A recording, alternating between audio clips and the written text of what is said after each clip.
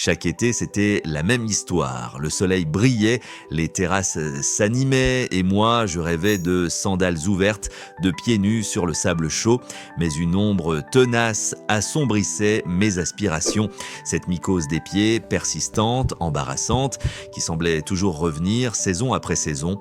Pendant des années, j'ai ignoré les premiers signes. Cette petite tache jaune sur l'ongle, la légère démangeaison. Puis, insidieusement, l'infection s'étendait. L'ongle s'épaississait, devenait friable et prenait une teinte peu engageante. J'essayais des crèmes, des vernis, des remèdes de grand-mère, mais rien ne semblait vraiment fonctionner sur le long terme. La gêne, voire la honte, me rongeait. Un jour, en refusant une invitation à la piscine, j'ai réalisé que cette situation ne pouvait plus durer. Plus qu'un simple désagrément esthétique, cette affection devenait une véritable entrave à ma liberté, à ma spontanéité et à ma joie de vivre. Face à cette situation récurrente, j'ai décidé de creuser, de comprendre les mécanismes de cette infection.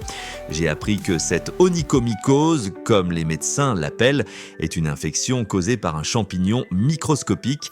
Ces micro-organismes, véritables opportunistes, prospèrent dans les environnements sombres, chauds et humides. Et où trouvent-ils leur terrain de jeu idéal ? Précisément dans nos chaussures. Surtout si nos ongles sont un tant soit peu abîmés, offrant une petite porte d'entrée pour ces indésirables. L'humidité de la transpiration, le manque de lumière, la chaleur confinée, tout cela constitue le terrain de jeu idéal pour leur développement exponentiel. J'ai rapidement compris que la première ligne de défense résidait dans la prévention. Il s'agissait en somme de déclarer une guerre préventive à ces envahisseurs directement sur leur terrain de prédilection. L'hygiène, ma première arme stratégique. J'ai commencé par changer de chaussettes quotidiennement, privilégiant des matières respirantes comme le coton ou les fibres techniques. Aérer mes pieds aussi souvent que possible, même quelques minutes par jour, est devenu un réflexe. Et surtout, laisser mes chaussures sécher complètement après chaque utilisation, particulièrement après le sport. Le soleil, par son action asséchante et désinfectante, est devenu un allié précieux pour mes chaussures de sport.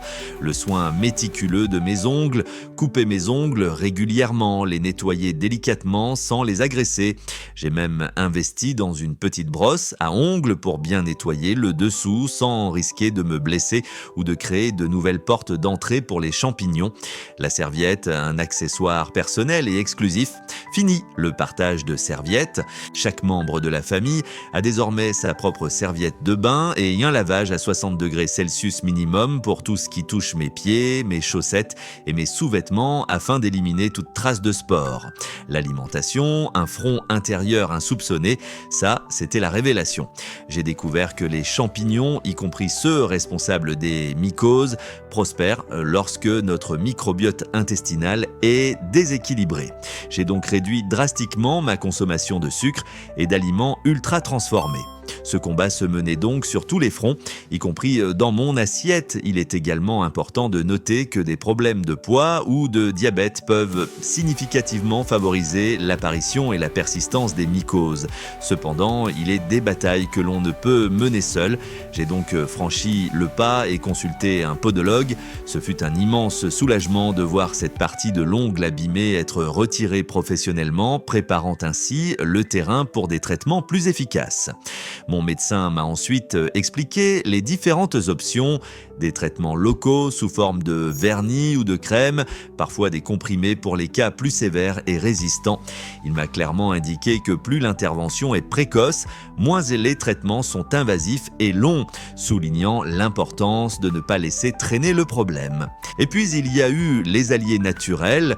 J'étais initialement sceptique, mais de nombreuses études scientifiques viennent aujourd'hui étayer l'efficacité de certains remèdes naturels. Les huiles essentielles, l'arbre à thé ou titri, l'origan, le thym. Quelques gouttes, toujours diluées dans une huile végétale porteuse, appliquées sur l'ongle affecté, sont devenues un rituel quotidien. Une mise en garde s'impose, ces huiles sont extrêmement concentrées et doivent impérativement être diluées avant toute application cutanée et leur usage doit être fait avec prudence.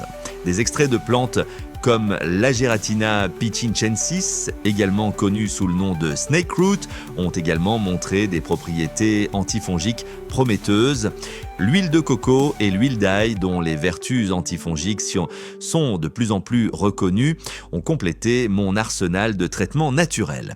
Enfin, le vinaigre blanc, sous forme de bain de pied régulier, s'est avéré être une solution simple, économique et étonnamment efficace, que j'avais littéralement sous la main.